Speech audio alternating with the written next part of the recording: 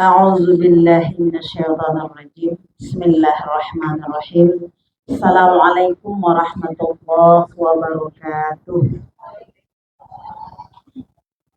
الحمد لله الذي نحمده ونستعين ونستغفره ونعوذ بالله من شرور أنفسنا ومن سيئات أعمالنا من يهده الله فلا مضل له ومن يضلل فلا هادي له أشهد أن لا إله إلا الله وحده لا شريك له وأشهد أن محمدا عبده ورسوله لا نبي بعده رضيت بالله ربا وبالإسلام دينا وبمحمد نبيا ورسولا لا إله إلا الله الحليم الكريم لا إله إلا الله العلي العظيم لا إله إلا الله رب السماوات السبع ورب العرش الكريم لا إله إلا الله الحليم الكريم سبحان الله تبارك الله رب العرش العظيم والحمد لله رب العالمين ففهمناها سليمان وكلا آتينا حكما وعلما وسخرنا مع داود الجبال يسبحنا وطير كنا فاعلين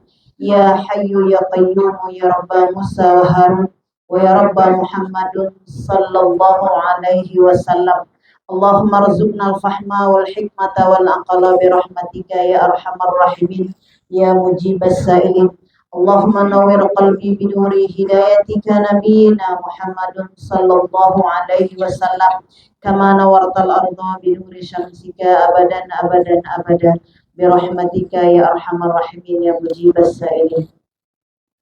Alhamdulillah di hari Jumat yang penuh dengan kemuliaan ini kita berkumpul kembali di majlis ta'lim ini. Semoga Allah Subhanahu wa taala terus memberikan hidayah kepada kita dari hidayah yang telah ada dan memberikan kekuatan untuk mengamalkan ilmu-ilmu yang telah kita pelajari dan diberi kekuatan oleh Allah Subhanahu wa taala untuk mengikhlaskan seluruh amal-amal kita ini karena Allah Subhanahu wa taala. Dan di akhir kehidupan kita Allah izinkan untuk mendapatkan husnul khotimah. Apakah diri kita dan seluruh anak keturunan kita. Selawat dan salam kepada Nabi kita yang mulia Nabi Muhammad sallallahu alaihi wasallam. Allahumma shalli ala sayyidina Muhammadin abdika wa nabiyyika wa rasulika nabiyil ummi wa ala alihi wa sahbihi wa sallim taslima adada ma ahata bi'ilmuka wa khattah bi kalamuka wa ahsahu kitabuka wardallahu an sadatina Abi Bakrin wa Umar wa Uthman wa Ali wa 'ala sahabati ajma'in wa 'ala tabi'in wa tabi'in bi ihsan ila yaumiddin. Alhamdulillah dalam kesempatan kali ini insya Allah kita akan bahas menyambung pelajaran kita pada Jumat sebelumnya ya. Bagaimana kita mengisi hari-hari Jumat kita baik dari ba'da asar sampai dengan ba'da asar di hari Jumat, ba'da asar di hari Kamis sampai dengan ba'da asar di hari Jumat. Bagaimana kita memuliakan Sayyidul Ayyam yaitu hari Jumat yang penuh dengan kemuliaan. Nah hari ini kita akan bahas sambungan daripada pelajaran kemarin adalah seluruh amalan-amalan yang kita sampaikan di hari Jumat itu adalah bahagian agar kita mendapatkan husnul khatimah, ujung kehidupan yang baik, ya akhir kehidupan yang baik, dan agar semua kita terselamatkan dari siksa neraka jahanamnya Allah Subhanahu wa taala. Dan kalau kita lihat mungkin ada doa yang sangat populer ya, yang kalau kita lihat biasanya dibacakan di malam-malam Ramadan, tetapi tidak khusus di malam Ramadan, karena kita lihat bahwa setiap malam dengan izin Allah, dengan pemahaman yang benar, Allah turun ke langit dunia untuk mengabulkan doa-doa hambanya. Apa yang sangat-sangat kita minta kepada Allah Subhanahu wa taala, yang sangat-sangat kita butuhkan, adalah agar kita tidak masuk atau tidak singgah ke dalam neraka jahanamnya Allah. Doa ini pernah kita bahas sebelumnya, tapi hari ini kita akan bahas apa-apa yang menjadi efek utama dari doa ini dan bagaimana cara menjalankannya dalam kehidupan sehari-hari. Doa itu adalah Allahumma a'tiq riqabana wa riqaba abaina wa ummahatina wa azwajina wa zurriyatina minan nar. Ya. Allahumma a'tiq, ya Allah hapuskanlah namaku menjadi penghuni neraka jahanam. Jadi kita mohon kepada Allah, ya Allah hapuskanlah, Allahumma a'tiq, hapuskanlah ya Allah namaku. Siapa namaku? Kalau saya berarti Nur Asia Ibrahim. Ya Allah, hapuskanlah namaku dari kapling neraka jahanam. Ya kan? Dari apa yang menjadi penghuni neraka jahanam. Tidak saja kita, Allahumma atiq riqabana wa riqaba abaina wa ummahatina wa zurriyatina. Ya, wa azwajina wa zurriyatina minan nar. Ya Allah, hapuskanlah ya Allah namaku, nama ayahku, nama ibuku, nama pasanganku, nama zuriat keluargaku. Sempurna ya, minan nar, dari siksa neraka jahanam. Jadi ini adalah doa yang sangat dianjurkan ya untuk kita baca sebagai apa? Kita menolong diri kita sendiri, juga menolong pasangan kita, kemudian orang tua kita yang telah melahirkan kita, yang telah mendidik dan membesarkan kita. Kemudian siapa lagi? Kakak adik kita. Jadi kakak adik kita itu adalah zuriat, keluarga-keluarga kita. Nanti jika doa ini dikabulkan oleh Allah, insya Allah semuanya menjadi kebaikan, ya kan? Kalau kita suka mengaji, insya Allah suami kita juga suka mengaji. Kalau kita suka bangun malam, insya Allah suami kita juga suka bangun malam. Kalau kita suka baca Quran, insya Allah anak kita juga suka baca Quran. Karena salah satu tanda amal soleh yang diterima oleh Allah Subhanahu Wa Taala, dia punya asar kesalihan. Ya, salah satu nih dari sekian banyak tanda amal kita diterima oleh Allah, amal kita ini diikuti oleh orang setelah kita. Itu tanda amal yang salih, itu tanda amal yang benar. Jadi kalau ada perbuatan-perbuatan baik kita di rumah, lalu perbuatan baik kita itu diikuti oleh anak-anak kita, itu menunjukkan amal kita itu benar. Amal kita itu lurus. Amal buruk gitu juga. Ada amal buruk yang kita lakukan dengan sengaja, ada yang tidak disengaja. Amal-amal buruk yang tidak kita lakukan karena ketidaksengajaan, karena kelalaian, karena khilafan. Insya Allah itu tidak akan diikuti oleh anak-anak kita. Tapi kalau itu menjadi kebiasaan, bisa jadi, apalagi tidak diakhiri dengan tobat, dia akan mengikut menjadi amal jariyah. Karena dicontohkan berulang-ulang. Nah, jadi amalan ini adalah salah satu yang kita lihat bagaimana kita menyambung ya amal baik yang ada pada diri kita, tidak saja pada kita, tapi juga kepada kedua orang tua kita, ayah bunda kita. Kemudian kalau kita yang sudah bersuami, berarti kepada suami. Kalau kita yang punya anak, berarti kepada anak-anak kita, kepada zuriat kakak adik kita dan handai tolan kita. Makanya sahabat-sahabat kita. Jadi kalau kita lihat doa ini sangat bermanfaat untuk kita. Pernah pada satu kali kita akan ceritakan sini tentang hadis riwayat Tirmizi yang menjelaskan bahwa pada satu kali Rasulullah Shallallahu Alaihi Wasallam duduk bersama para sahabat. Lalu dikatakan apa? An Abdullah bin Mas'ud radhiyallahu anhu qala Rasulullah Shallallahu Alaihi Wasallam, ala akhbirukum biman tahrumu alaihi an-nar? Qalu bala ya Rasulullah, kullu hayyinin layyinin qaribin sahlin. Maka di situ Rasulullah mengatakan, maukah engkau aku kabarkan siapakah di antara manusia akhlaknya yang begitu sangat mulia sehingga dia tidak akan tersentuh dengan neraka jahanam. Tidak tersentuh, bukan tidak masuk ya. Tidak tersentuh neraka jahanam. Maukah engkau wahai sahabat semua aku kabarkan bahwa ada 4 golongan manusia, ya ada 4 pengikut manusia yang dia itu tidak tersentuh oleh neraka jahanam. Mau ya Rasulullah? Maka dikatakan siapakah mereka? Kullu hayyinin. Mereka itu adalah orang yang sangat penuh dengan ketenangan. Anak heboh. Ya, tenang. Ya kan? Sakinah, tenang. Mereka adalah hayyinin. Kemudian apa? Layyinin. Mereka yang penuh dengan kelembutan. Kemudian apalagi kata qaribin, orang yang akrab. Kemudian apa? Sahlin. Sahlin itu orang yang mudah. Dalam segala urusan sama dia itu mudah. Nah, kita lihat yang pertama. Ini efeknya kalau orang tidak masuk dalam neraka jahanam adalah dalam kehidupannya nampak sudah ketika dia di dunia bahwa Allah Subhanahu wa taala memberikan 4 sifat. Kenapa kita bahas ini juga? Karena kita masih berada dalam bulan-bulan memperingati Maulid Nabi besar Muhammad Sallallahu Alaihi Wasallam. Karena ibadah yang kita lakukan itu merupakan buah daripada nanti dapatnya akhlak. Akhlak itu termasuklah akhlak yang 4 ini. Kalau Nabi merangkul dalam apa? Siddiq, amanah, tabligh, fatanah. Nah, kalau kita di sini dikatakan apabila 4 sifat ini Apabila 4 golongan ini ada pada diri kita, insya Allah golongan ini tidak tersentuh azab neraka jahanam. Kalau kita lihat yang pertama tadi apa? Yang pertama adalah hayyin. Hayyin itu adalah orang yang penuh dengan ketenangan. Jadi kalau dia punya persoalan, ya, kalau dia punya masalah, enggak diekspos di medsos. Kalau zaman kekinian, ya kan? Ternyata ada apa? Nah, kayak gitu kan? Nah, jadi dia tenang, hanya dia dan Allah yang tahu. Sampai sebegitunya, ya, dia menjaga tentang bagaimana keadaan dirinya tenang. Ibu pernah lihat bebek berenang? Kita tinggal di kampung sering lihat bebek berenang. Tapi di sini nggak ada sungai lagi, nggak ada kolam lagi. Bebek berenang itu bu, dia jalan, jalan ya. Dia seperti di atas itu seperti apa? Begitu indahnya dia melewati jalan. Rupanya di bawah kakinya macam mana? Ngelumpung lapeh bahasa kita. Kakinya begini-begini, tapi di atas bagaimana? Jalan. Maka jadilah engkau seperti bebek berenang. Tetap slowly, ya kan? Jadi kita slow. Tapi di sini katakan apa? Ketenangan. Makanya wa anzalas sakinata fi qulubil mu'minina liyazdadu imanan ma'a imanihim. Maka Allah Subhanahu wa taala menurunkan ketenangan kepada orang-orang mukmin dan ini tidak bisa dibeli.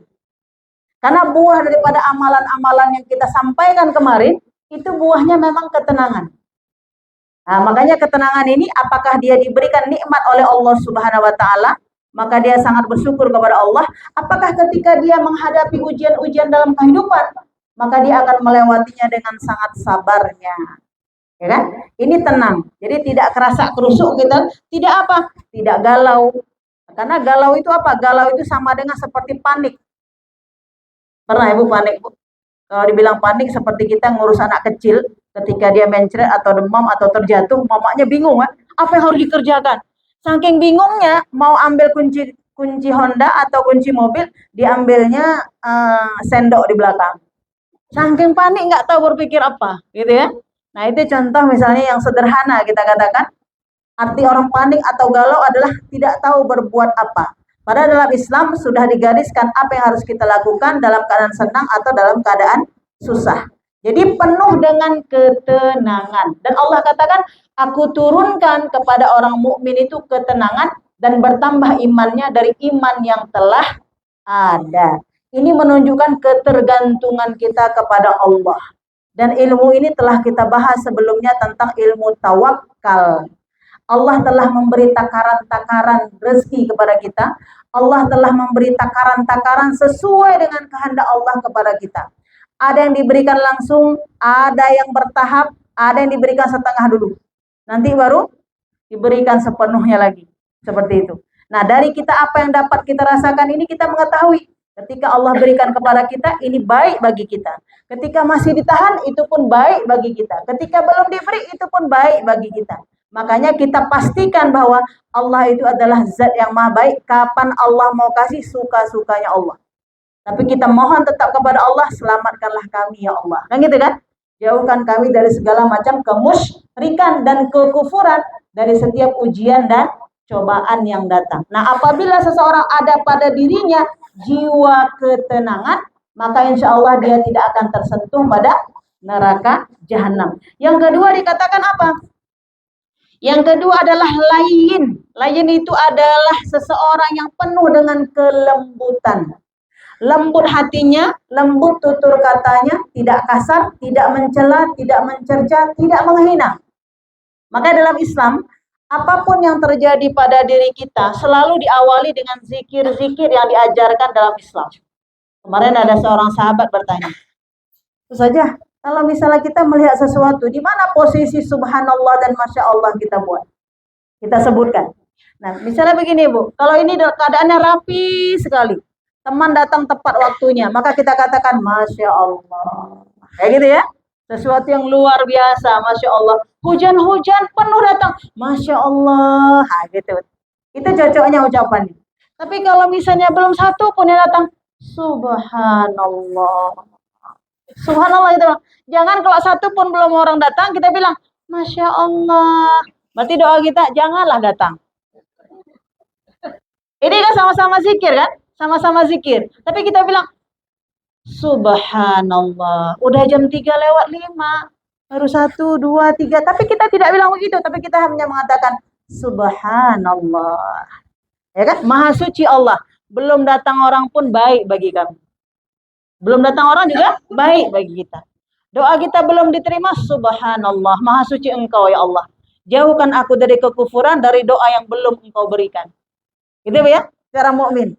Jadi layin, lembut, ucapannya lembut, kata-katanya lembut, yang selalu diawali dengan zikir-zikir, baik dalam keadaan senangnya maupun dalam keadaan susahnya. Misalnya ibu pulang haji rupanya rumahnya berantakan.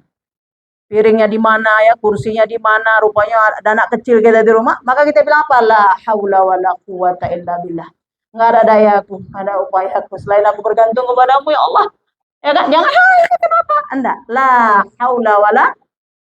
Nah, jadi kalau kita misalnya ada kawan pakai baju kayak gado-gado, ada hijau, ada kuning, ada merah, jilbabnya hijaunya putih, udah rame-rame, kita bilang apa? La haula wala quwata illa billah. Bahasa kita gaulnya, kenapa parah kali lu? Ya, kok parah kali lu? Tapi kita nggak berdosa bilang itu, Bu. Jadi teman kita tahu kalau bilang la haula wala benar. Nah, gitu ya. Ini bahasa kalau kita ngaji. Tapi kalau kita nggak ngaji, pasti ada komen yang menyakitkan. Ya, makanya banyak ketika misalnya kita duduk rame-rame, udah jam 4 lewat. Jam 4 kurang 15, barulah datang kawan. Assalamualaikum. Kita bilang, hai. Kak. Ah, gitu kan? Dari kemana kamu? Padahal dia udah datang. Tersinggung nggak dia? Ah, makanya menyakiti hati teman itu memang dosa besar sekali. Itu terhitung kepada zalim, menganiaya.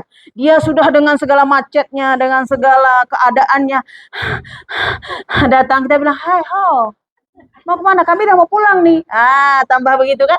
Mending kita bilang subhanallah, ada apa di jalan, ya kan? Jangan kita bilang masya Allah. Kalau masya Allah telat lagi, besok lebih telat lagi. Ah, gitu ya kan? Nah, jadi dalam Islam ini, Bu, ada orang tersinggung kalau kita bilang subhanallah. Enggak. Maha suci Engkau ya Allah. Karena tidak tahu kejadian apa di luar, makanya dia baru sampai datang kemari. Jadi layinin itu lembut. Sebagaimana kita mau dilembutkan, maka kita juga berlaku lembut kepada orang-orang di sekitar kita. Terutama lembut kepada siapa? Yang paling diutamakan adalah lembut kepada pasangan kita masing-masing. Makanya kalau kita lihat dalam kehidupan ini, akhlak yang paling tinggi, sebagaimana dikatakan Rasulullah, khairukum khairukum li ahli wa ana khairukum li ahlihi. Aku adalah sebaik-baik hamba dan aku paling baik kepada Khadijah, paling baik kepada Aisyah, paling baik kepada istri-istrinya yang lain. Nah, kita gitu juga. Ukuran ibadah-ibadah kita ini, coba bagaimana kita berkomunikasi kepada pasangan-pasangan kita. Kemudian setelah itu kepada siapa? Kepada ibu kita, kepada kakak adik kita.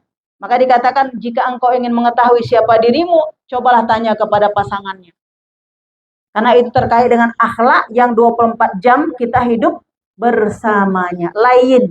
Karena apa Ibu? Ucapan ini walaupun telah dimaafkan, tapi tetap diingat dan tidak bisa dilupakan. Dia lengket di alam bawah sadar.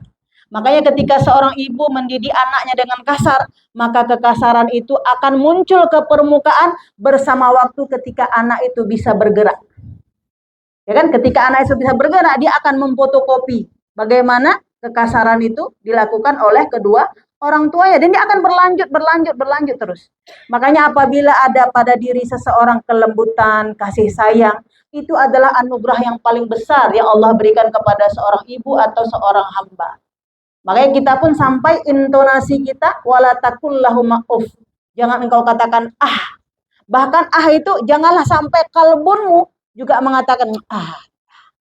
Nah, gitu ya. Itu tidak dibolehkan di dalam Islam, terutama kepada kedua orang tua kita. Dan ini adalah buah daripada amalan-amalan, nanti kita akan pelajari apa yang bisa melahirkan akhlak-akhlak seperti ini. Jadi kalau bahasa Rasulullah itu singkat sekali, layinin, tapi untuk mendapatkan itu ada proses yang panjang, karena itu adalah akhlak.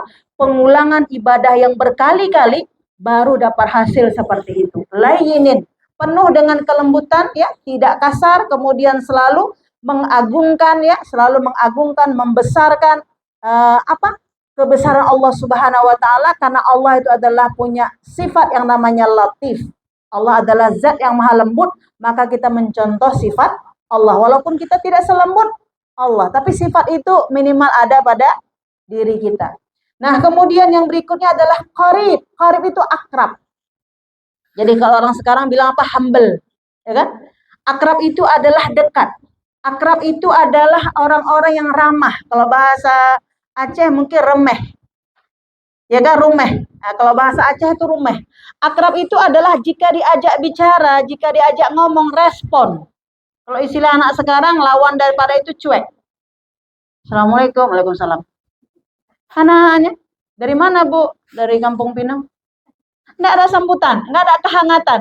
Nah, kalau orang karib ini hangat. Ada ya, model hangat ya. Apa kabar? Baik. Dari mana? Dari sini, begini, begini. Ah, gitu. Itu dalam Islam dianjurkan seperti itu. Ya kan? Jadi tidak over sekali memang. Tetapi dia ketika bergaul ya, terutama kepada pasangannya tadi, kalau diajak ngobrol akrab. Connect, Bu ya. Nggak loading. Ya kan? Connect dia. Kalau diajak ngomong itu memang connect. Apakah kita misalnya datang ke sekolah anak kita, apakah kita di masyarakat, contoh. Kita bilang, Assalamualaikum, kita nggak kenal. Bukan jawab salam. Siapa? Kayaknya nggak kenal. Nah, gitu kan? Nah, kita kan Assalamualaikum, gitu kan? Dia bawa teman yang udah akrab. Enggak begitu ya. Assalamualaikum. Nanti urusan nanti. Waalaikumsalam. Gitu kan? Waalaikumsalam, apa kabar? Baik. Baru nanti kenalan, baru kenalan. Jadi ada kehangatan. Jadi orang karib itu Bu, hidupnya penuh dengan kehangatan. Makanya nanti dalam Islam, dimanapun kita pergi, apakah kita berhijrah kemanapun ya, kita pergi kemanapun kita berada, ketika kita berjumpa seseorang, baik kenal ataupun tidak kenal, maka awali dengan salam. Assalamualaikum, waalaikumsalam. Baru setelah itu nanti baru kita diskusi lebih lanjut. Tidak boleh kalau kita datang seperti ini, misalnya kita datang langsung duduk sendiri. Ya kan? Yang satu lagi duduk ujung sana, diam juga. Satu lagi duduk ujung sana. Udah 5 orang datang, sudut sana satu, sana satu, sana satu. Ya kan? Seperti tidak ada orang. Di rumah pun ketika kita dengan pasangan tidak boleh juga duduk di satu meja, nggak ada ngomong-ngomong. Satu di meja duduk sebelah sana, satu sebelah sini diam. Itu tidak dianjurkan dalam Islam dan itu tidak baik. Ya kan? Makanya ketika kita tersenyum menunjukkan saya suka sama Anda. Saya setuju dengan Anda. Kan dalam Islam ya, ada senyuman ya, ada dengan bahasa tubuh kita, memperhatikan dan seterusnya. Ada kan kita lihat bagaimana orang berkomunikasi ketika dia duduk, maka dia melihat wajahnya. Oh ya gitu ya. Tapi ada yang ketika kita bicara, dia dengan HP-nya. Dia ngomong terus, iya. Gimana kalau kita ngomong seperti itu? Nah, ternyata dalam Islam itu nggak akan masuk dalam surga. Nggak akan masuk dalam surga.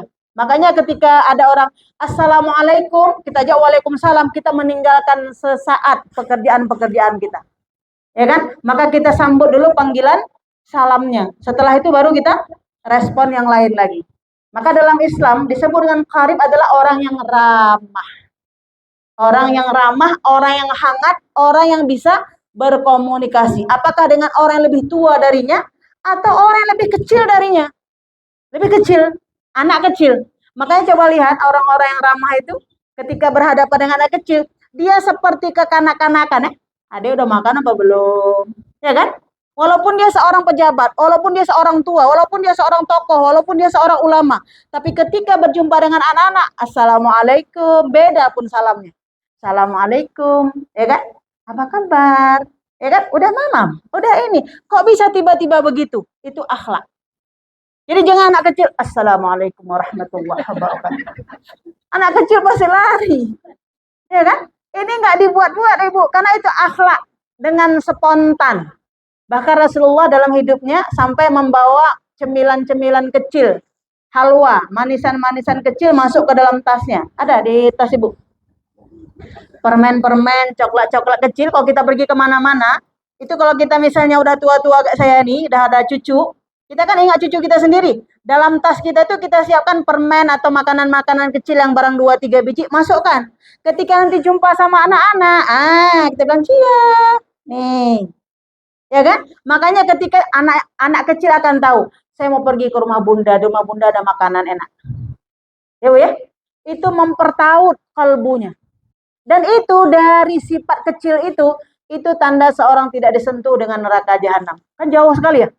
Kan jauh sekali. Ini belum cerita sholat, puasa, zakat, haji, belum. Tapi akhlak yang muncul ketika kita berhadapan dengan orang yang kita kenal, dengan orang yang tidak kita kenal. Baik besar, kecil, baik ada pangkatnya, tidak ada pangkatnya, ada status sosialnya atau tidak ada status sosialnya di masyarakat. Jadi ini merupakan dalam Islam luar biasa sekali. Nanti baru kita bahas bagaimana bisa mendapatkan itu. Jadi qarib, orang yang humble, orang yang akrab, orang yang sangat respon ya. Sangat kita bilang hangat ketika berkomunikasi dengan siapapun yang berada di sekelilingnya. Makanya nanti orang akan mengatakan, enak ya kalau ada si Fulan, hidup suasananya. Ada apa ya? Hidup suasana. Jadi bukan kok datang 3 orang, diam. Nah, datang 1 orang ini barulah hidup suasananya. Nah, tapi dalam bicara itu bukan juga termasuk pada hal-hal yang tercela ya. Tapi hadirnya dia menghidupkan suasana. Jadi sampai seperti itu. Yang terakhir adalah sahlin. Sahlin itu adalah mudah. Jadi orang-orang yang tidak tersentuh dengan neraka jahanam itu adalah mereka yang dalam hidupnya penuh dengan kemudahan-kemudahan. Kemudahan melakukan amal-amal kebaikan. Asal yang baik ikut. Asal yang baik ikut. Ya Bu ya, kalau yang baik-baik diajak dia akan ikut mudah. Makanya kita kan diajarkan ya berdoa Allahumma la sahla illa ma ja'altahu sahlan wa anta taj'alul hazna idza syi'ta sahlan. Ya Allah, tidak ada yang mudah ya Allah kecuali kemudahan itu Engkau yang mudahkan. Dan tidak ada satu kesulitan jika Engkau ingin memudahkan. Sampai segitu keyakinan seorang mukmin terhadap hari-harinya. Ya kan, kalau Allah memudahkan, pasti Allah akan berikan mudah. Jadi ketika tadi saya mau datang kemari ke balai ini, suami saya bilang, Bunda, ada orang datang Haji, hujan. Insya Allah, saya bilang, Allah datangkan nanti. Itu ucapan lisan kita ya, insya Allah. Allah datangkan nanti. Allah yang mendatangkan, ya Bu ya. Tapi kalau misalnya kita bilang, hujan, gimana? Iya ya, kayaknya kalau hujan. Ada di pikiran Ibu tadi waktu datang dari rumah, ini ada nggak pengajiannya? Karena hujan ada. Ah, itu kan kepala kita udah dihilangkan oleh Allah kepayahan. Begitulah nanti orang-orang yang dalam kepalanya mudah, maka dia mudah sekali melakukan kebaikan. Kenapa? Setiap kebaikan yang kita gerakkan itu semuanya pertolongan Allah penuh, bukan diri kita. Makanya ada bahasa insya Allah. Kalau yang baik Allah menghendaki. Kalau tidak baik Allah tidak menghendaki. Maka bahasa kita insya Allah itu tidak boleh lepas dalam lisan kita seorang mukmin. Jadi orang yang tidak tersentuh dengan neraka jahanam, kata Rasulullah sallallahu alaihi wasallam, adalah mereka yang dalam hidupnya diberikan kemudahan oleh Allah dan memudahkan orang lain. Makanya tentu dalam hidup kita ini berapa persen sudah kita lakukan? Kalau yang 100% itulah Rasulullah. Kalau kita kan kadang-kadang pada tangkawan kita keluarkan semua minuman dan makanan. Kalau hati kita baik. Kalau hati kita nggak baik, dek, ada masih minuman. Kalau bangnya itu nanti tamu yang lain aja lah. Ya kan? Karena ada hatinya yang kurang baik pada yang datang kedua kan gitu kan. Kadang baik, kadang nggak baik. Kadang memudahkan, kadang tidak. Ada mood-moodnya, ya kan? Makanya kita disebut dengan qudwah. Kadang baik, kadang kurang baik, kadang nggak baik sama sekali. Tapi kalau Rasulullah itu memang uswah, nggak pernah mempersulit orang lain. Kita Bu, ada yang kita sengaja mempersulit orang, ada yang tidak kita sengaja. Tidak kita sengaja. Bukan kita sengaja, tapi tidak disengaja karena keterbatasan diri kita. Tapi ada yang model manusia memang mempersulit. Maka ada bahasa jika bisa dipersulit, kenapa dipermudah? Ya kan? Jika dipersulit, datang besok ya. Ada ibu-ibu yang kerja kantor nih. Udah jam 10 dia mau snack dulu. Bu, ini udah waktu istirahat sebentar. Nanti ya, 15 menit lagi datang lagi. Mana datang lagi tuh dia rumahnya di apa sana? Di Sibreh sana. Sudah datang lagi nanti jam 2, ya kan? Nah, kalau bisa kita tekan terus. Jangan kita tunggu. Nah, orang-orang yang memudahkan itu surga. Tidak tersentuh dengan neraka jahanam. Sampai-sampai seperti itu dalam Islam. Nah, makanya kita lihat dalam hidup ini, mari kita mempermudah, terutama kita mudah dalam melakukan kebaikan. Dan bagaimana kita berniat dan berazam, ya Allah, berikanlah kesulitan sesulit-sulitnya bagi diriku jika aku ingin melakukan satu pelanggaran. Kalau kita ingin melakukan pelanggaran, kita berdoa kepada Allah, ya Allah jangan sampai aku tergiur, jangan sampai aku tergoda. Aku bermohon kepadamu ya Allah. Maka dalam hidup ini nanti kita hitung-hitunglah diri kita. Apakah kalau kita berinteraksi dengan kawan, kita orang yang memberikan kemudahan atau kita yang memberikan kesempitan atau kelapangan. Makanya ada amalan yang paling dibenci oleh Allah, dia tidak bisa melakukan kebaikan, tapi dia menghambat kebaikan. Dia tidak bisa melakukan kebaikan, tapi dia menghambat orang lain berbuat kebaikan. Dia berbuat kerusakan dan mendorong orang lain untuk melakukan kerusakan-kerusakan. Jadi doanya tadi Bu apa untuk menjadi sahlan? Allahumma la sahla illa ma ja'altahu sahlan wa anta taj'alul hazna idza syi'ta sahlan. Ini bukan doa di Mekah nih. Nah, jangan nanti di Mekah yang 12 hari doalah itu. Allahumma la sahla. Ya Allah beri kemudahan ya Allah. Makanannya enak, semuanya enak. Udah sampai tanah air enggak baca lagi. Padahal di Mekah 12 hari, di sini seumur hidup kita. Ya kan? Ini adalah doa yang sangat kita utamakan untuk kita baca. Sehingga nanti apa? Baca Quran mudah, istighfar mudah, dimudahkan oleh Allah Subhanahu wa taala. Sampai jika ibu-ibu masih ingat doa itu ketika pernah saya ajarkan juga di sini, diajarkan bagaimana doanya. Allahumma inni as'aluka min khairi ma sa'alaka minhu nabiyyuka Muhammadun sallallahu alaihi wasallam. Wa a'udzubika min syarri kullih. Ya kan? Dan aku bermohon kepadamu ya Allah, berikanlah segala kebaikan apa yang diminta oleh Nabi Muhammad. Allahumma inni as'aluka min khairi ma sa'alaka minhu nabiyyuka Muhammadun sallallahu alaihi wasallam. Wa a'udzubika min syarri. Ya Allah, aku bermohon kepadamu semua kebaikan yang diminta oleh Nabi. Dan aku berlindung kepadamu ya Allah dari seluruh keburukan yang Nabi berlindung daripadanya. Wa antal musta'an. Kepada engkau ya Allah aku memohon. Wa antal balak, sampaikanlah ya Allah kepada hajat yang kita minta tadi. Apa hajat yang kita minta? Ya Allah, apa yang baik-baik diminta oleh Nabi, maka berikanlah kepadaku kebaikan itu. Apa yang buruk-buruk yang Nabi berlindung daripadanya, aku juga berlindung sebagaimana Nabi berlindung daripadanya. Wa antal musta'an, ya Allah, hanya kepada engkau lah tempat kami meminta. Wa antal balak, sampaikanlah aku dengan amal seperti itu ya Allah. La haula wa la quwata illa billah. Tidak ada dayaku ya Allah, kekuatan kecuali dengan izin dan pertolongan. Kita nggak tahu Bu, kalau misalnya kita udah rajin kali pergi ngaji. Ada teman kita yang belum datang ngaji, kita bilang, kenapa ya dia kok nggak mau ngaji? Kita heran, padahal kita pun baru 2 kali ya datang ngaji. Kita heran sama kawan kita yang nggak istiqomah datang ngaji. Padahal kita juga baru. Nah kita ingat, kita dulu macam mana? Seperti kita menyuruh anak kita, nak, sholat nak. Kata anak kita, bunda baru mulai sholat kayak gitu umur berapa? Bunda, udah dari 3 tahun kemarin. Umur adik berapa? Umur adik baru 15 tahun. Bunda umurnya berapa? 65 tahun. Ya kan? Kita merasa ketika kita udah istiqomah melakukan kebaikan, lalu ketika kita menyuruh orang lain, seakan-akan dia, kenapa kok enggak mau? Padahal kita juga proses yang panjang. Coba ibu-ibu yang pakai jilbab, yang turunkan dari sini ke dadanya ke bawah, udah berapa lama? Jika kita pakai jilbab nih, kan jilbab kita udah turun ke bawah nih. Dulu kan cekek-cekek leher juga kita, ya kan? Jilbab hukuman yang tercekek leher. Waktu turun ke bawah itu berapa tahun proses turunnya ke bawah? Berapa tahun? 7 tahun. Makanya ketika hari ini kita bilang, hai, jangan pakai yang kayak gitu. Saja nanti kasih materi tentang jilbab saya, jangan materi lain. Mau sholat pun belum pas, gimana mau kasih materi jilbab? Ya kan? Jadi makanya kita lihat itu proses ya. Dan Allah sangat sabar menunggu itu. Dan Allah tetap belum mengazab ketika seseorang melakukan kemungkaran itu. Karena belum datang kepadanya peringatan-peringatan. Makanya kita mohon kepada Allah, ya Allah, aku mohon kepadamu ya Allah semua kebaikan yang diminta oleh Nabi. Dan aku mohon ya Allah, segala keburukan aku berlindung apa yang Nabi berlindung daripadanya. Wa antal musta'an. La haula wa la quwata illa billah. Ya Allah, tidak ada daya dan kekuatanku dalam melakukan kebaikan kecuali Engkau beri kekuatan itu. Dan tidak ada daya ya Allah ketika aku meninggalkan keburukan kecuali juga Engkau berikan aku meninggalkan keburukan itu. Makanya ketika kita berhasil melakukan kebaikan, tidak ada ucapan lain kecuali kita mengatakan alhamdulillah ya Allah. Setelah Engkau izinkan aku mengibadahi Engkau. Nah kita lihat dari 4 sifat ini Bu.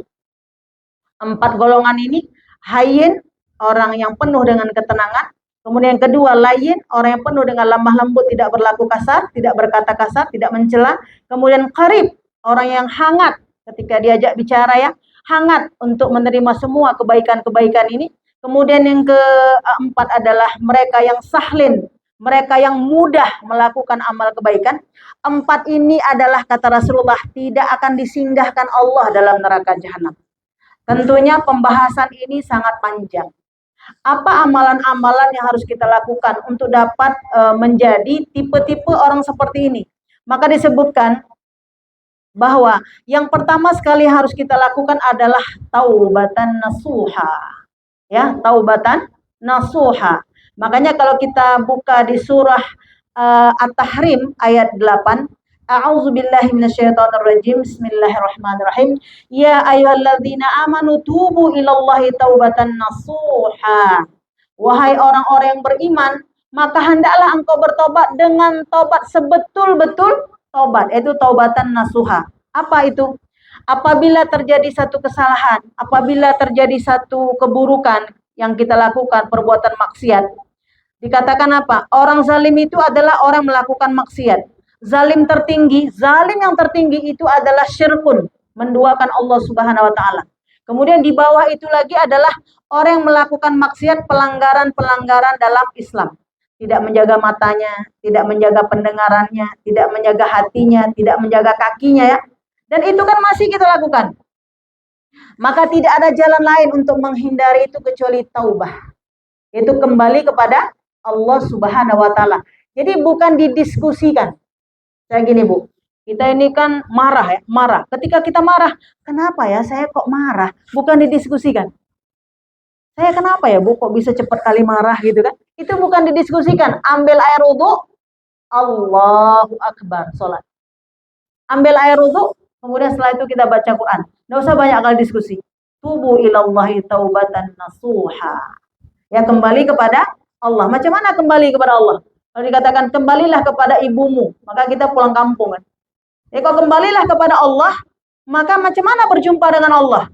Saya sudah katakan kemarin, kalau kita ingin berjumpa dengan Allah, itulah ibadah sholat. Kamu bertemu kepada Allah. Kalau kamu ingin mau berkata-kata kepada Allah, maka bacalah ayat-ayat suci Al-Quran. Maka dikatakan, tubu ilallahi taubatan nasuha. Apa kata Allah? Asa rabbukum ayyukaffir ankum sayiatikum wa yudkhilkum jannatin tajri min tahtihal anhar. Yauma la yakhzillahu an-nabiyya walladzina amanu ma'ahu. Apa kata Allah? Sesungguhnya kata Allah, orang-orang yang melakukan taubat kembali kepada Allah ketika dia melakukan kesalahan, apa yang terjadi? Maka Allah akan menghapuskan salah-salahnya. Nah, ketika Allah hapuskan salah-salahnya, maka muncullah dalam kalbun kita menyesal. Coba kalau kita ngaji, Bu, kita berguru kepada seorang guru, maka dia katakan, apa saja yang harus saya lakukan? Coba sekarang ambil air wudhu. Sekarang ambil air wudhu, maka sholatlah 2 rakaat. Nah, setelah kita sholat 2 rakaat, iya ya Allah, ampunilah dosaku ya Allah, hapuskanlah ya Allah kesalahan-kesalahanku. Gitu kan, Bu? Tapi kalau kita tidak ambil air wudhu, apa yang terjadi? Kita bilang, sebenarnya aku nggak salah lah. Aku nggak salah. Kenapa bisa begitu? Diskusi. Itu akan terus masuk di kepala kita, amarah, kemudian rasa apa? Rasa tidak dihargai, rasa tidak dihormati, dan satu. Dan itu menyesakkan dada, bisa pingsan. Masuk ke UGD. Ya kan? Kenapa? Rupanya sesak. Sesak kenapa? Rupanya sesaknya susah. Ya kan, Bu? Susah. Makanya penetralnya tidak ada lain. Penetralnya itu adalah karena iblis masuk menggodanya. Kemudian setelah itu padamkanlah dengan air wudhu. Kemudian mengadulah kepada Allah Subhanahu wa taala. Ini adalah simpelnya di dalam Islam. Ya, simpelnya. Makanya kita butuh sekali kita berteman dengan kawan-kawan yang saleh. Ketika kita menyampaikan sesuatu, maka dia akan memberikan arahan-arahan. Dia akan memberikan bimbingan-bimbingan kepada kita. Tapi kalau kita diskusi sama kawan yang kita bilang apinya juga membara, maka kita hantam aja. Memang kayak gitu. Zaman sekarang memang begitu. Nah, gitu kan? Nah, kalau kita lihat bahwa bagaimana dalam Islam menyelesaikan satu persoalan itu luar biasa. Makanya saya katakan tadi, kadang-kadang kita menyulitkan kehidupan orang lain itu, ada yang disengaja sudah menjadi sifat, ada yang memang itulah cara Allah untuk dia mengadu kepada Allah. Cara ya untuk kita mengadu kepada Allah. Akhirnya kita sadar keterbatasan diri. Kita sadar keterbatasan kita. maupun kita berbuat baik, ternyata belum juga kita jadi orang baik. Itulah bersungguh-sungguhnya kita, bagaimana kita menghadap Allah Subhanahu wa taala. Karena semua yang kita lakukan semua atas kehendak Allah, bukan kehendak diri kita. Ya Bu ya? Atas kehendak Allah. Maka dikatakan apa oleh Allah? Jika itu engkau lakukan, aku hapuskan seluruh keburukan-keburukan kepadamu. Makanya coba kita lihat, setiap kali kita melakukan perbuatan baik, satu huruf Al-Quran yang kita baca, alif, lam, mim, bukanlah itu satu huruf, tapi itu adalah 3 huruf. Satu hurufnya, maka dia akan menarik 10 keburukan dan akan memasukkan 10 kebaikan. Makanya orang yang ketika dia beramal baik, ketika dia melakukan perbuatan baik, ada sifat-sifat pada dirinya tadi yang mencela dan seterusnya, itu akan terkikis. Semakin sering dia melakukan kebaikan karena Allah, maka sifat buruk nanti akan hilang. Maka dikatakan apa? Hendaklah engkau ketika engkau melakukan kesalahan, barengi dengan perbuatan kesalehan. Jangan berhenti Bu ya. Misalnya kita ini lagi galau. Kayak mana ya? Saya galau. Kalau misalnya kan. Nah kalau galau, pergilah jumpai orang-orang saleh. Maka ketika kita jumpa orang saleh, contoh seperti ke majelis ilmu dan seterusnya, tempat zikir dan seterusnya, apa terjadi? Maka Allah turunkan ketenangan-ketenangan dalam jiwanya. Maka adalah penyesalan-penyesalan dalam jiwanya. Setelah itu Allah turunkan kebaikan kepadanya dan semangat melakukan kebaikan kembali.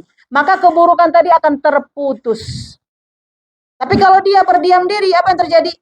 Maka kejadian keburukan itu akan berulang dan berulang. Sampai ada seorang guru mengatakan begini.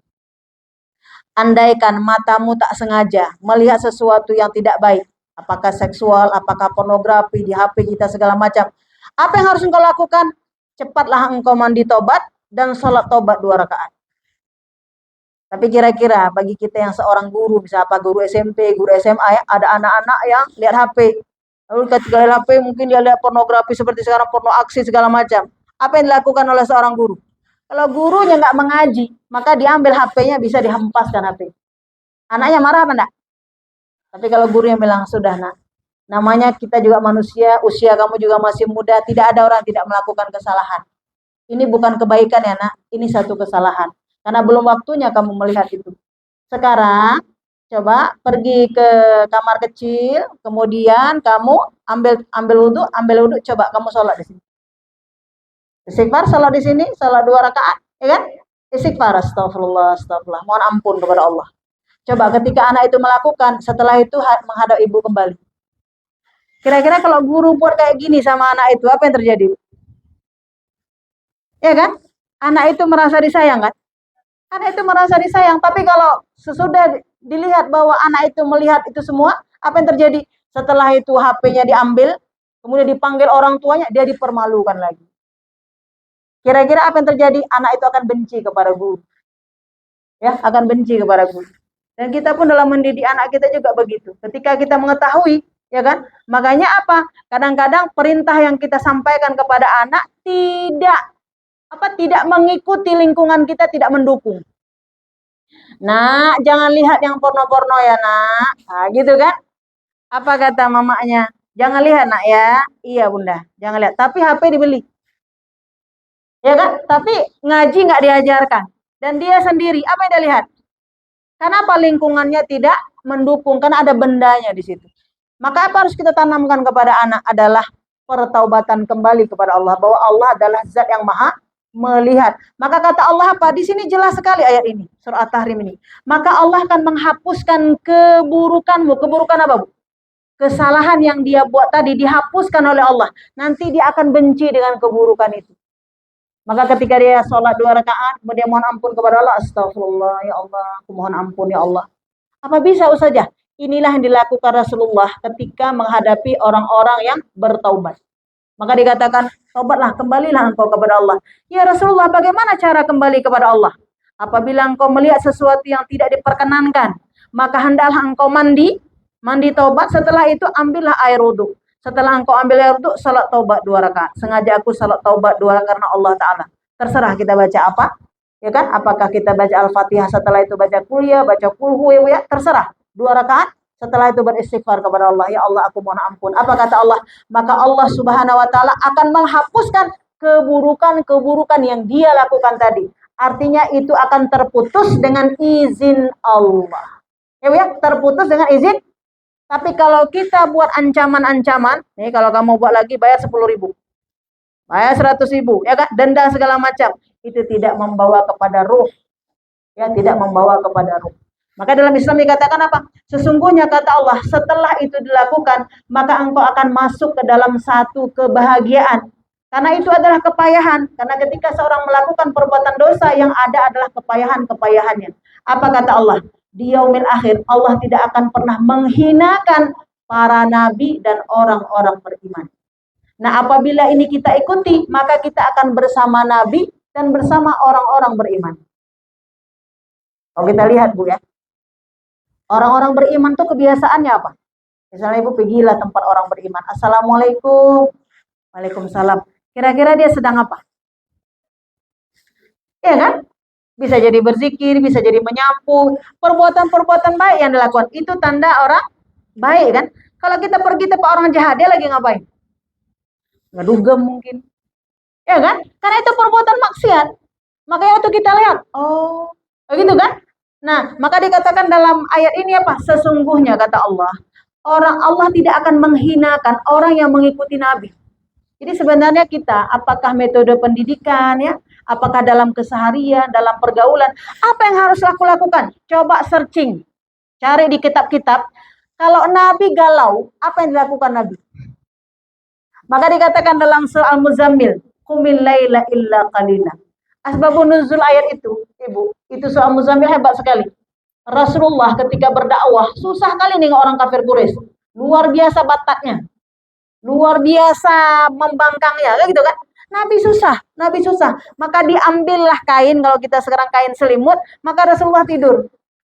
Maka Allah mengatakan, ya ayyuhal muzammil, qumil laila illa qalila. Hai, ya nabiku yang mulia, wahai Muhammad, engkau kan lagi susah. Kalau engkau susah, maka bangunlah. Bangun apa? Bukan salat wajib, bangun malamlah. Setelah itu bersujudlah engkau kepada Allah.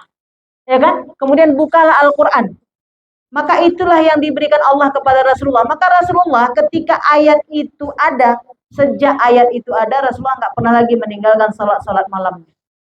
Artinya apa? Rasulullah diberikan kekuatan oleh Allah. Nah, kalau Rasulullah saja susah, apalagi kita pernah nggak susah? Yang enggak saja susah terus. Karena yang enggak kita bilang. Tapi kan banyak susahnya. Tapi kita tanya, Bu, jawabannya ada. Bangun nggak malam? Kalau udah susah bangunlah. Udah susah bangunlah. Enggak, di ayat ini Rasulullah setelah kesusahan itu, Rasulullah nggak pernah lagi meninggalkan sholat malam. Maka dikatakan orang-orang yang mengikuti Nabi dengan cara begitu, maka dia tidak akan dihinakan di yaumil akhir nanti, maka dia bersama Nabi dan orang-orang beriman. Maka sifat orang-orang beriman itu masuk pada diri kita. Ya kan? Sifat orang-orang beriman masuk pada diri kita. Makanya nanti kalau ada kawan yang susah atau apa, kita akan mengarahkan. Dan kalau kita sendiri susah juga sama seperti itu. Cepat ambil air wudhu, kemudian ambil kesempatan malam yang paling berharga, bersujud kepada Allah sambil kita meneteskan air mata. Maka dikatakan apa? Tetesan air mata yang keluar itu menunjukkan bahwa sudah terpadamkanlah neraka-neraka kita.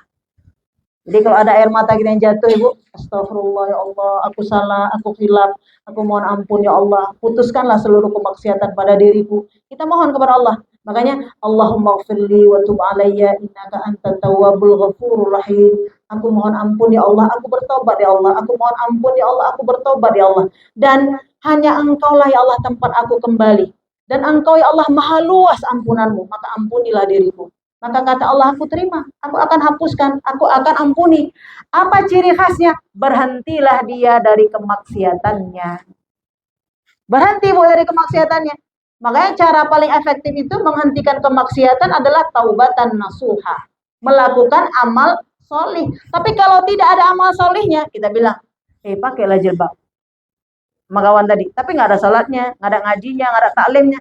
Dia prosesnya panjang, lama. Tapi kalau kita bilang, ayolah ngaji Quran. Maka dia bilang, jangan ayo, ambil Quran, baca nak. Makanya bagi kita yang di rumah Ibu, ketika anak-anak kita mungkin ada yang error misalnya kan. Nah sini sayang, ambil air wudhu coba ngaji depan bunda sekarang. Jangan suruh ngaji dari kamarnya. Ambil Quran sekarang ngaji di depan bunda. Bunda mau dengar. Suruh dia ngaji. Kita dengar. Nah, ngaji yang dia baca itu, Quran yang dia baca itu menggugurkan, menghilangkan salah-salah diri. Kalau salah dirinya sudah digugurkan oleh Allah, maka kemaksiatan nanti bisa dilepaskan dengan izin. Kenapa? Karena buah daripada keberkahan ayat-ayat Quran yang dibaca. Ibaratnya Bu, mau kita bilang, apabila ada kotoran di lantai kita, kotoran ya, ada kotoran di lantai kita, maka kita ambil sabun, ya kan? Kita bersihkan, setelah itu kita sabun, kita pel, kita siram dengan air, nampak nggak kotoran tadi? Karena memang pencucinya memang itu. Tapi kalau kita lihat, kotor kali lah rumah nih. Kotor kali lah ya, kotor nggak? Tapi tidak dibuang, tidak dibersihkan. Masih kotor apa enggak? Tetap.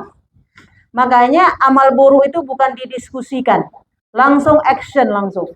Ya, langsung action, maka kita mengambil air wudu, setelah itu kita bersujud kepada Allah Subhanahu wa taala. Kita gitu juga ketika kita misal kondisi marah, kondisi galau, kondisi tidak enak badan misalkan, maka cepat ambil air wudu, setelah itu Allahu Akbar. Makanya dalam Islam ada namanya salat mutlak. Ya kan, Bu? Salat sunnah mutlak. Kapan itu? Kapan saja. Kapan kita butuh kepada Allah, maka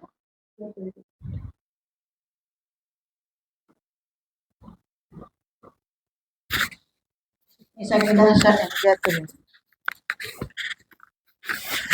Kapan engkau butuh kepada Allah? Makanya kalau kita lihat ya Bu ya, sebagaimana disebutkan Atailah As-Sakandari, kapan waktu terbaik bagi seorang hamba? Sebaik-baik waktu bagi seorang hamba adalah saat dia merasa sangat bergantung kepada Allah.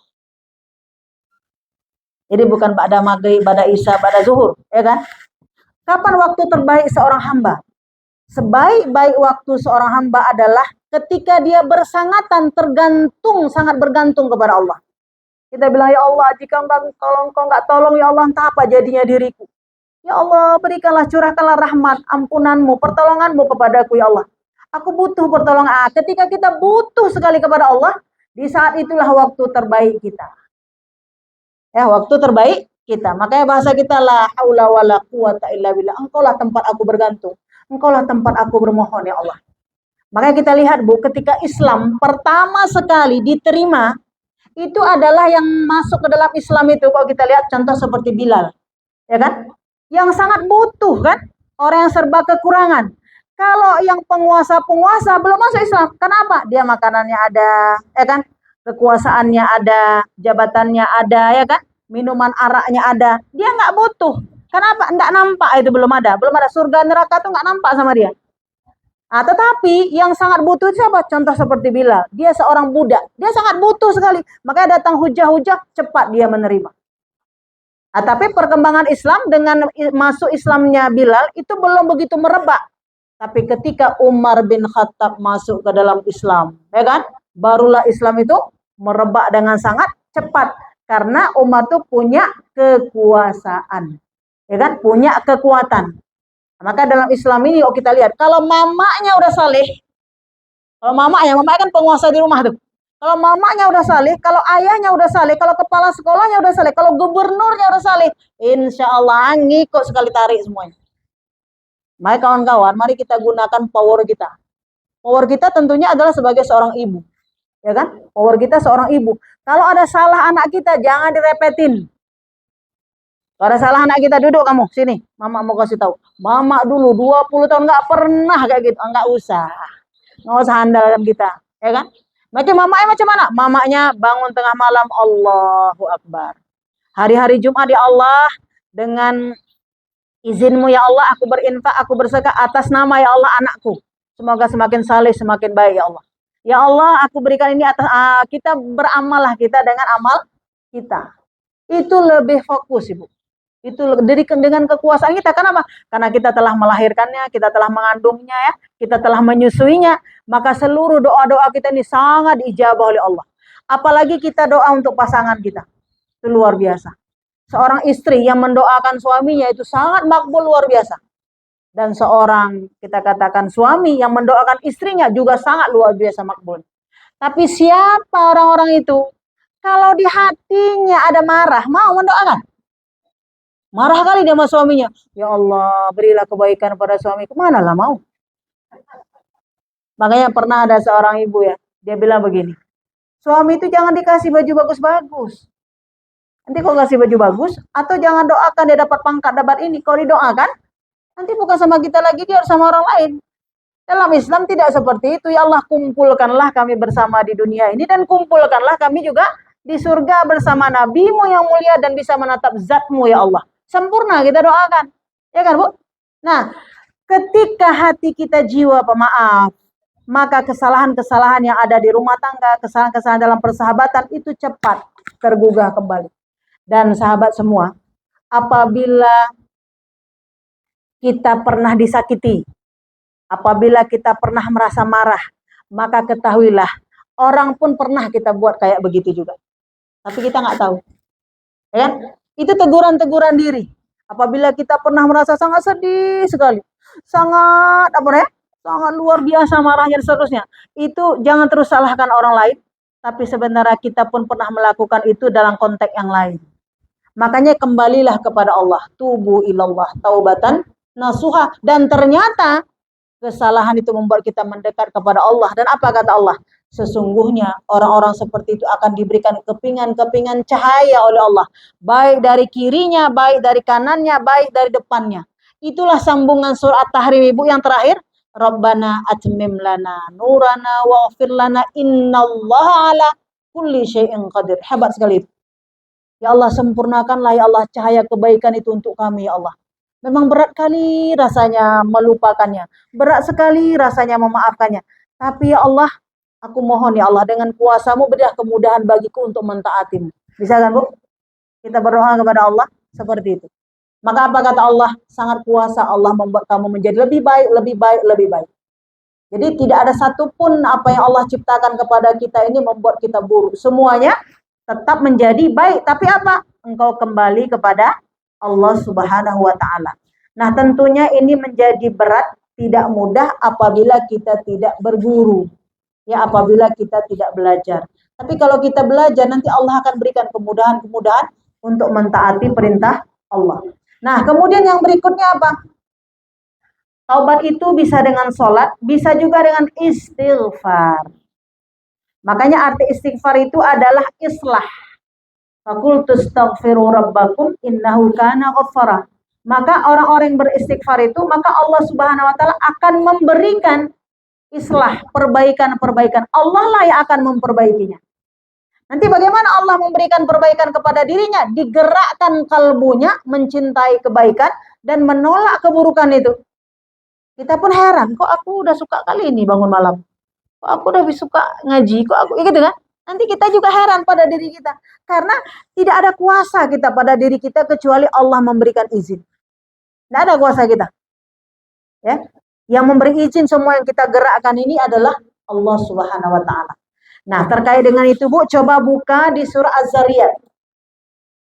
Di surah Az-Zariyat, Allah Subhanahu wa Ta'ala ada beberapa patron amal kebajikan yang dilakukan untuk gambaran persis seperti apa orang bertakwa itu. Maka Allah mengatakan, innal muttaqina fi jannati wa uyun.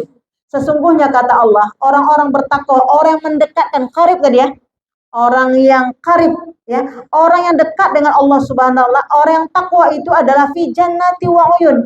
Maka dia akan diberikan taman-taman surga. Jelas sekali pada kita bahwa pembalasan Allah itu sangat pasti. Uyun itu apa? Mata air, mata air. Surah Az-Zariyat itu surah ke-51.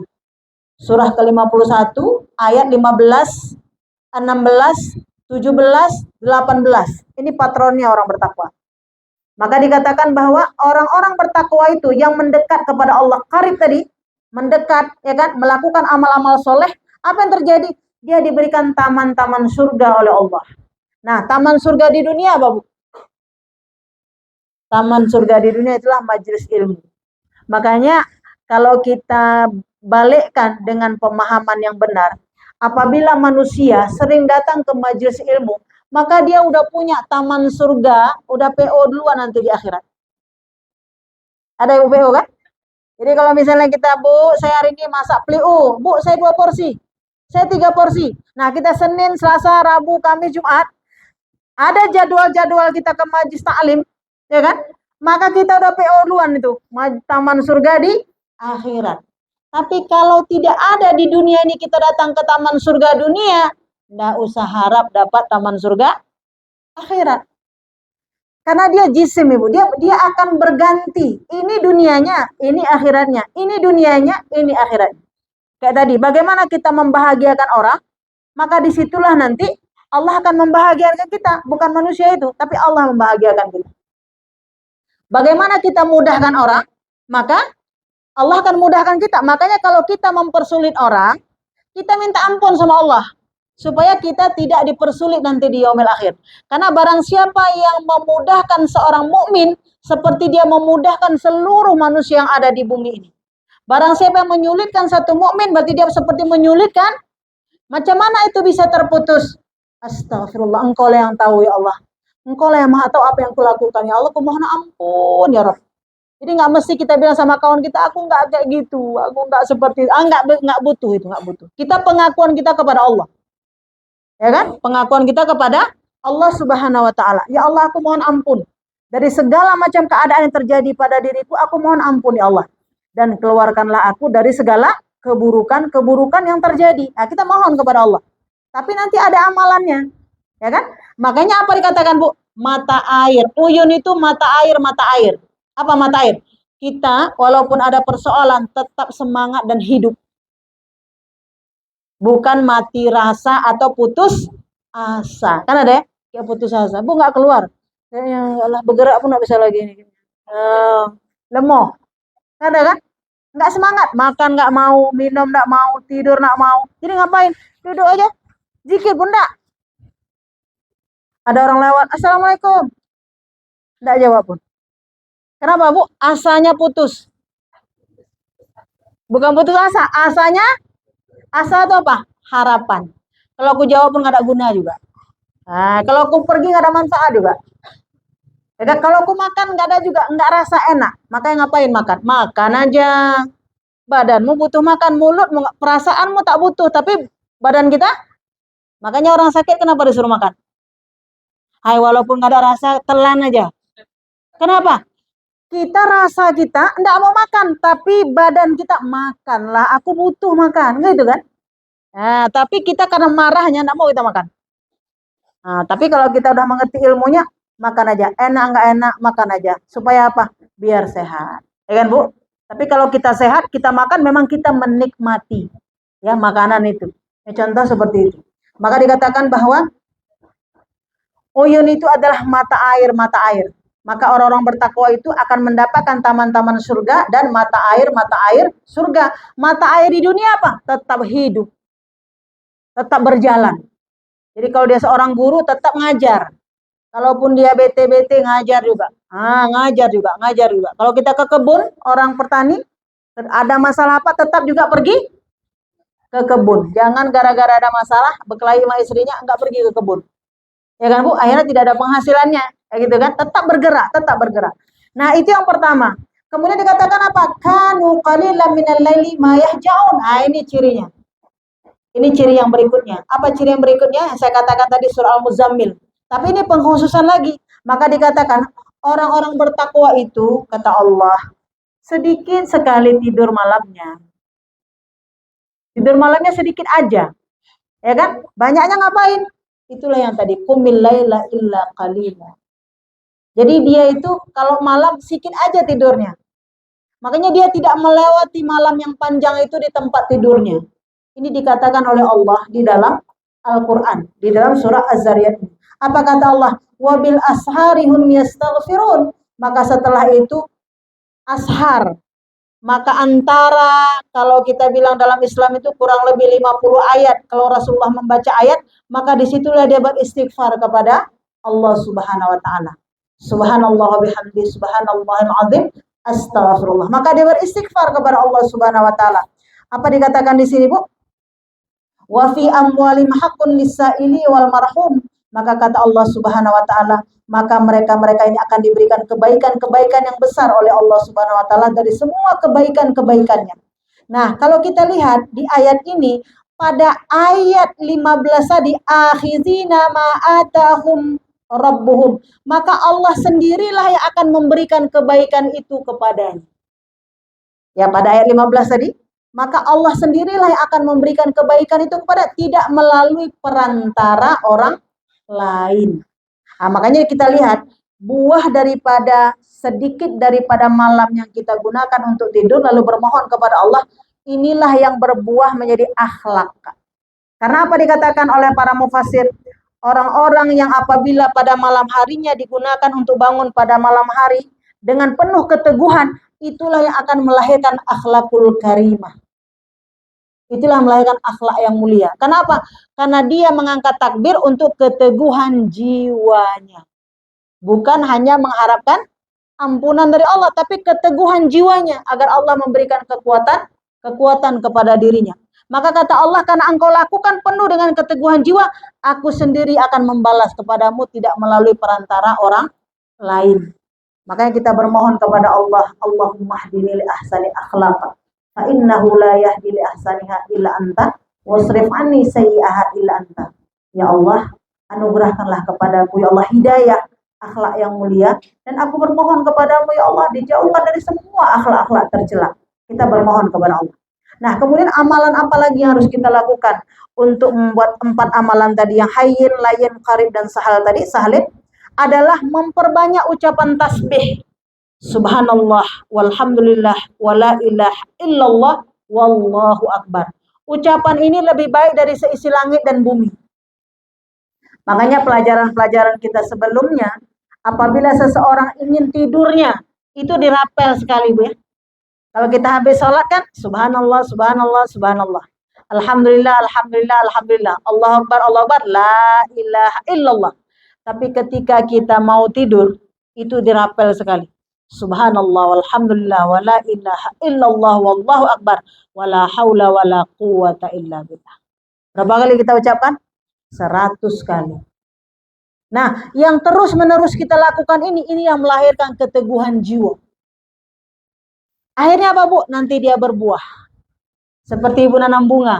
Nggak nampak pun daunnya pun nggak ada. Kita pikir apa manfaatnya baca subhanallah walhamdulillah wala ilaha illallah wallahu akbar wala haula wala quwata illa billah sampai 100 kali. Apa?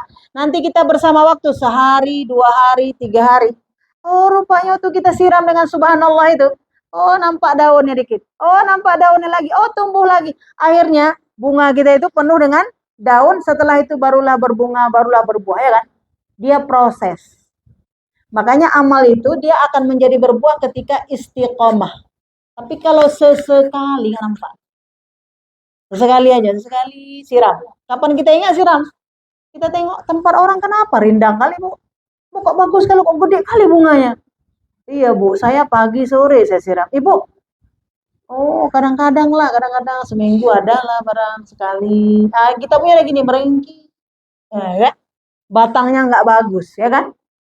Nggak mendukung. Nah, karena apa? Amal yang kita buat sama juga seperti dia, hanya saja dia konsisten, ya kan? Konsisten. Tapi yang ini tidak konsisten. Istilah kita di ngaji namanya istiqomah. Makanya contoh ya, kita kadang-kadang hati kita damai kali, tapi kadang-kadang padahal kita butuh 24 jam damai itu. Nah, kalau kita seringnya damainya lebih sering dan senantiasa, selalu istimror, maka amal pun tidak boleh berhenti. Ketika ada amal yang berhenti, maka ada rasa-rasa nanti yang negatif yang akan masuk. Karena dia kejar-kejaran ini. Ini kalau kita tahu batin kita, Bu, ketika hari ini kita mengaji, bersikir, ini masuk kesenangan-kesenangan dalam jiwa kita. Ketika kita berhentikan, maka masuk keburukan. Dia saling tolak tarik.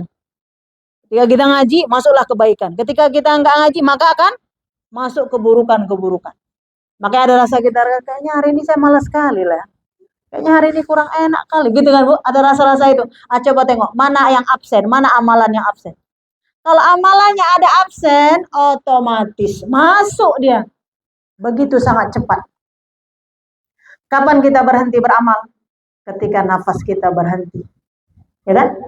Kapan nafas kita berhenti? Kapan Allah berikan batas waktunya. Tapi ingat, ketika kita terus beramal, nafas kita berhenti, amalan baik kita itu tidak berhenti. Itulah amal jariah yang akan terus berjalan sesuai dengan kehendak Allah sampai kiamat datang, sampai di yaumil mizan. Makanya kalau kita lihat syukurnya kita kepada Allah, kita hanya disuruh beramal kurang lebih 63 tahun, potong 15 tahun masa balik. Tapi balasan Allah tak berhenti sampai kapanpun dan tak berakhir sampai kapanpun. Maka Allah mengatakan khalidina fiha abada. Maka engkau kembali kepada Allah dengan balasan yang sangat baik dan itu kekal selama-lama-lamanya. Tapi beramal hanya sementara waktu, tapi amalan balasannya terus tak terhingga. Maka dikatakan afala tatafakkarun. Begitu besarnya balasan tak mau. Nah, gitu. Begitu besarnya tak mau. Mau berapa persen lagi mau dikasih sama Allah? Nah, maka kita lihat ketika ayat-ayat ini kita baca, maka Allah mengatakan akhizina ma atahum rabbuhum, maka aku langsung yang memberi kepada kamu. Pada siapa tadi? Orang yang malamnya sedikit saja dia tidur, setelah itu dia bangun. Nah, mungkin di usia-usia kita yang sudah 40 ke atas, udahlah dulu kita ya, pergi ke sana, pergi kemari, sekarang udah kita stop. Makanya kita kalau sore-sore Bu, ya kan, aktivitas tidak terlalu banyak lagi, kemudian malam hari setelah Isya, udahlah bereskan aja. Nggak usah lagi kita jam-jam 10 malam keluar lagi, nggak usah lagi. Kecuali yang penting sekali pergi takziah atau kemana, ya kan? Tapi kalau udah jalan-jalan mau nengok rujak ujung sana, nggak usah lagi lah. Bu, malam-malam kepingin kalian makan bakso di anak, nggak usah lagi lah umur-umur kayak kita nih ya. Besok kita sore-sore baru makan lagi. Kalau udah malam, habis Isya langsung bobo saja. Ya Bu ya, habis Isya itu. Kenapa? Kita mau cepat bangun. Karena waktu kita tinggal sedikit lagi kejar target. Kayak kita Bu mau pestakan anak, Hamin 30 hari. Apa yang kita buat? Nggak datang pula kita ngaji. Kenapa Bu? Mau beres-beres Bu, itu semua. Ini sekarang umur kita Hamin berapa sekarang? Nggak tahu kita. Makanya kita kejar tayang ini. Oh iya, kejar tayang memang. Karena waktu kita sangat terbatas. Nah, apabila Bu amalan-amalan ini kita lakukan, apa yang terjadi? Allah Subhanahu wa taala akan memberikan kita menjadi orang yang lain, menjadi orang yang hayyin, menjadi orang qaribin, menjadi orang yang sahlin. Nah, setelah itu perbanyaklah kita berdoa kepada Allah. Memohon kebaikan seperti doa yang saya ajarkan tadi. Allahumma inni as'aluka min khairi ma sa'alaka minhu nabiyyuka Muhammadun sallallahu alaihi wasallam wa a'udzubika min syarri, ya kan? Wa antal musta'an wa antal balagh la haula wa la quwwata illa billah. Ya Allah, aku bermohon kepadamu semua kebaikan yang diminta oleh Nabi dan aku berlindung kepadamu ya Allah dari seluruh keburukan yang Nabi berlindung kepadanya. Masta'adha minhu nabiyyuka Muhammadun sallallahu alaihi wasallam wa antal musta'an wa antal balagh la haula wa la quwwata illa billah. Kita mohon kepada Allah. Itu sudah kompleks sekali doa itu. Nah, kemudian yang pertama tadi, doa yang di awal tadi, ya kan? Kita mohon kepada Allah Subhanahu wa taala, Allahumma a'tiq riqabana wa riqaba abaina wa ummahatina wa azwajina wa dzurriyyatina minan. Nah, aku mohon kepadamu ya Allah, hapus namaku di pintu nerakamu ya Allah. Jangan ada lagi nama kita, Nur Asia Ibrahim, hapuskan ya Allah, tolong. Hapuskan. Ini kayaknya rumah Bu Nur nih. Enggak, itu dulu. Sekarang enggak lagi. Ya kan? Ini rumah kita nih. Kan pernah orang beli rumah gitu ya? Udah bayar DP.